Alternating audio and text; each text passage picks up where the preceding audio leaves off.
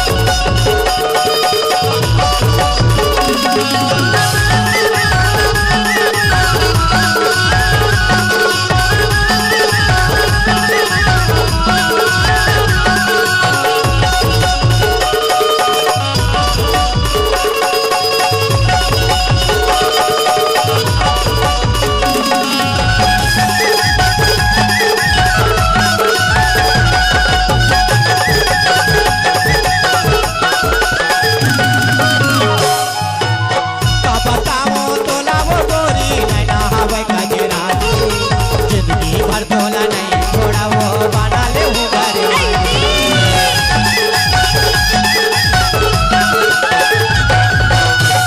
बताओ तोला वो गोरी नैना हवा का गिरा जिंदगी भर तोला नहीं छोड़ा वो बना ले हूँ घर जिंदगी भर तोला नहीं छोड़ा वो बना ले हूँ घर चले अब गोरी हो चले अब रानी हो चले अब गोरी हो चले अब रानी हो अब वो कहाँ बता